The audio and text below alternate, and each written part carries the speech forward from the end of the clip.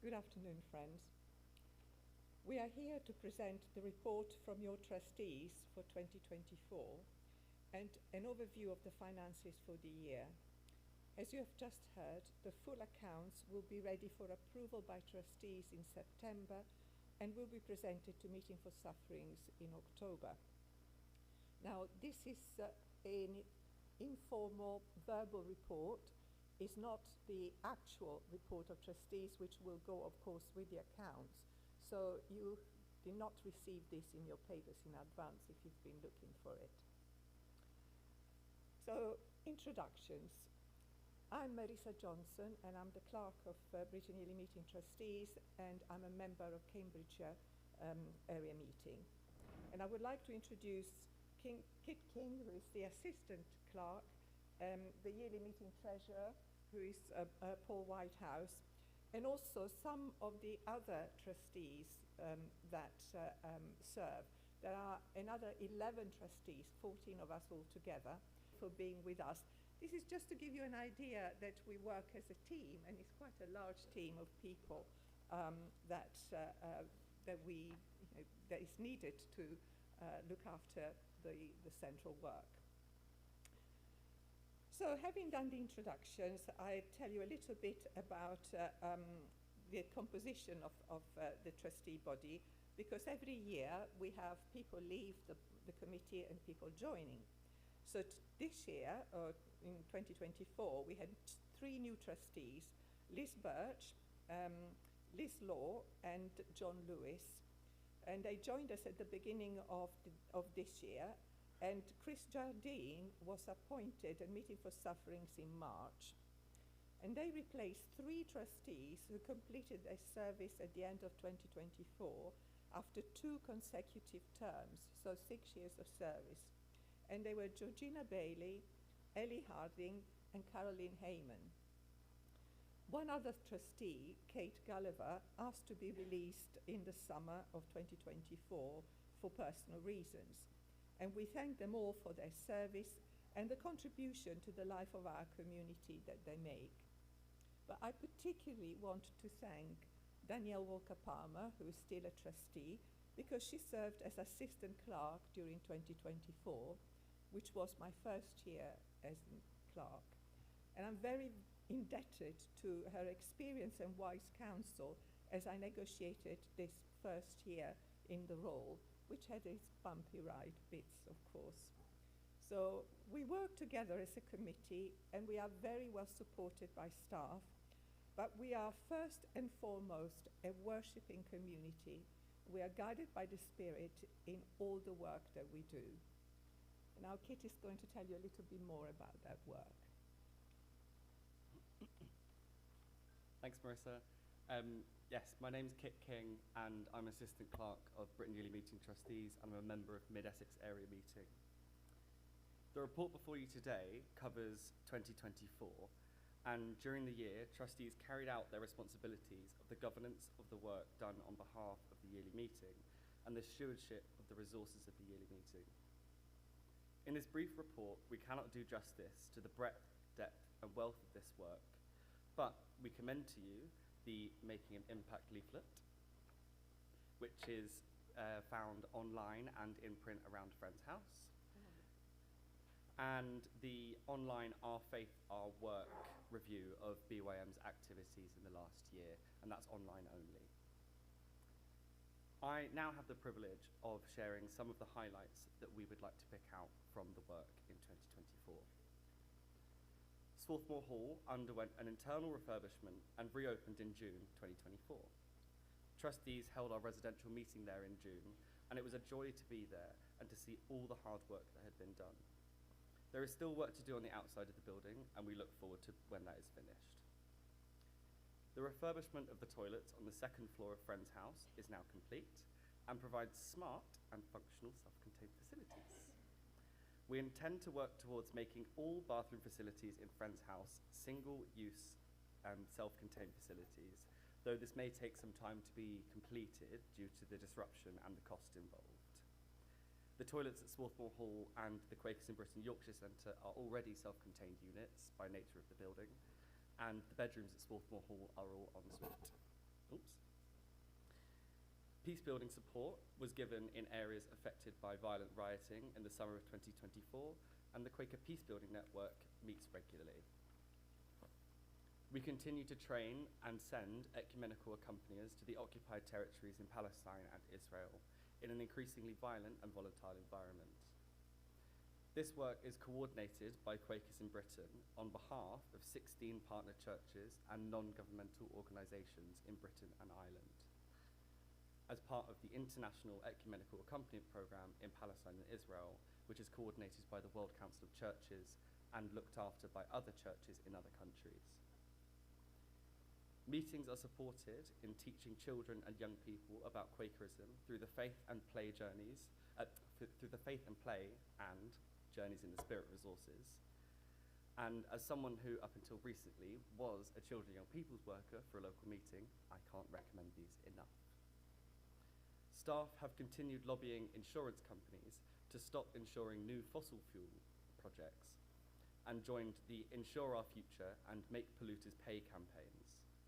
Staff also support friends in meetings around the country to carry out this witness as well.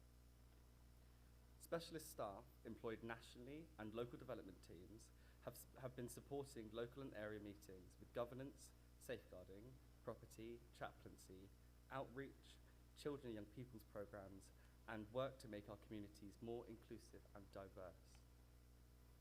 As well as yearly meeting, junior yearly meeting, and meeting for sufferings, staff support the work of Quaker Life Central Committee, Quaker Peace and Social Witness Central Committee, or QPSW, Quaker World Relations Committee, and Quaker Committee for Christian and Interfaith Relations. The work on reparations is now gathering momentum, with more area meetings taking up the historical research into their own wealth.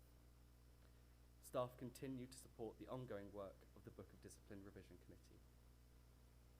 The Quiet Company makes a significant contribution to the life of the yearly meeting, not only financially, but Quiet Company staff are the first point of contact for all that come through the doors of Friends House and Swarthmore Hall.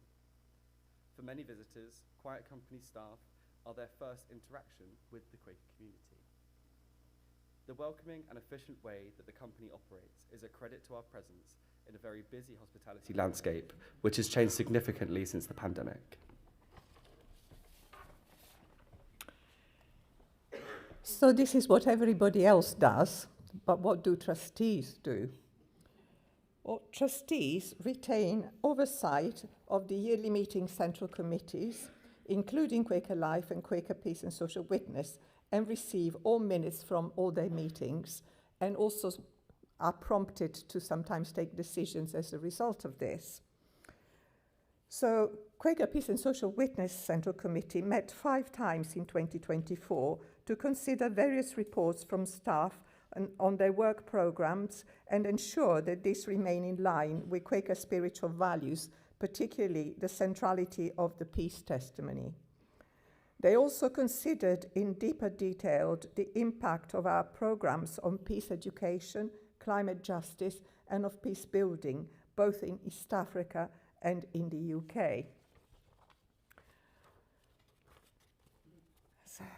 A special meeting of the committee was held last September to look at the situation in Israel-Palestine and to make recommendation to Meeting for Sufferings.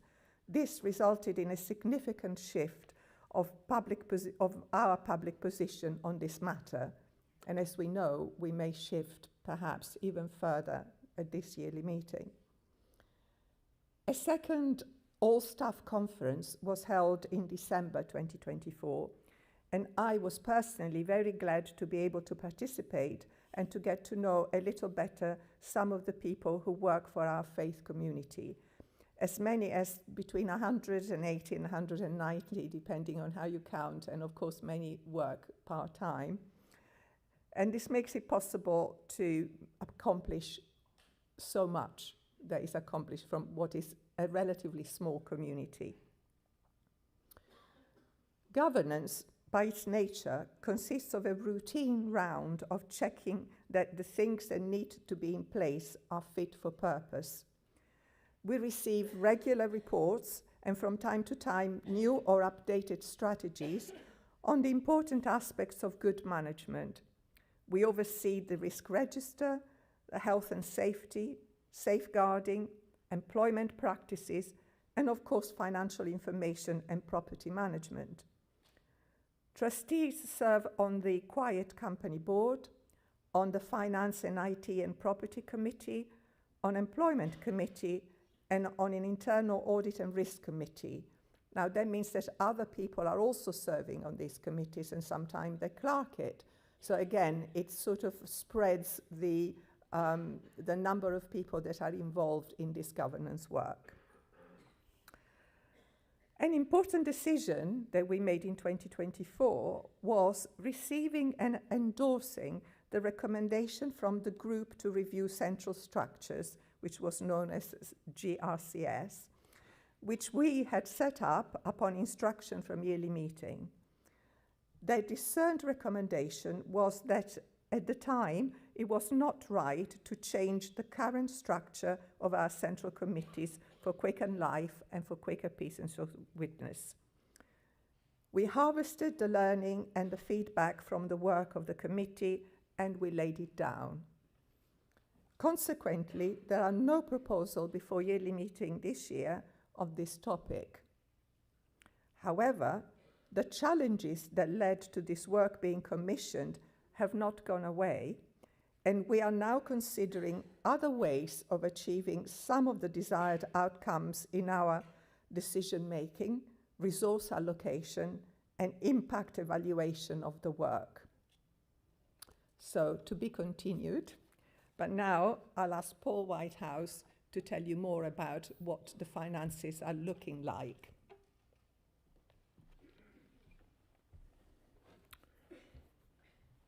Good afternoon, friends.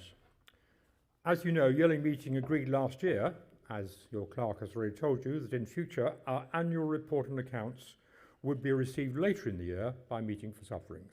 That's in October.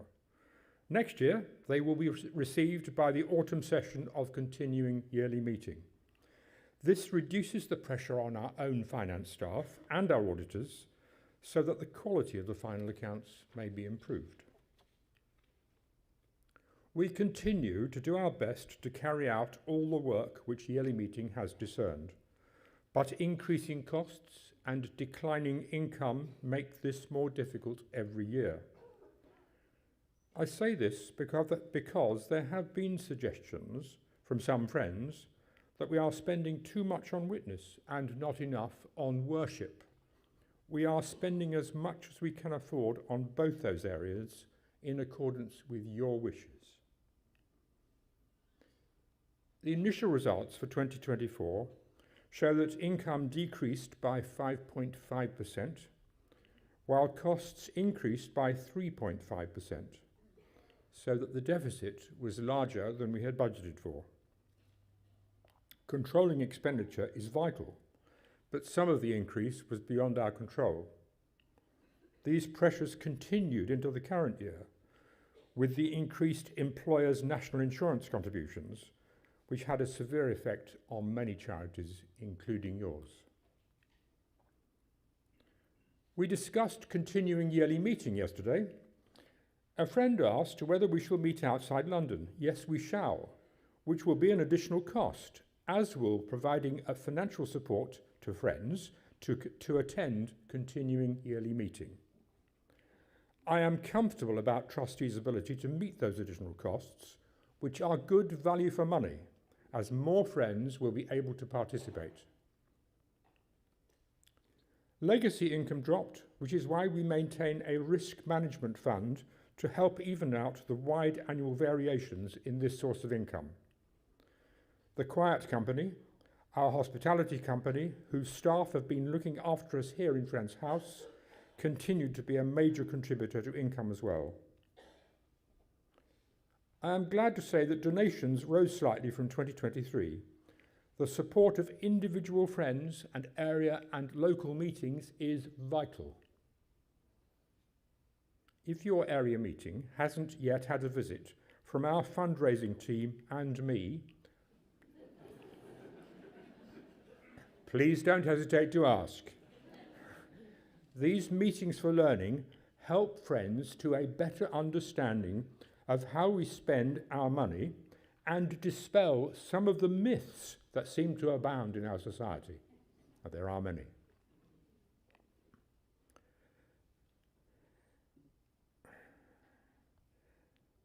While I cannot answer detailed questions today, I'll do my best to field any general ones.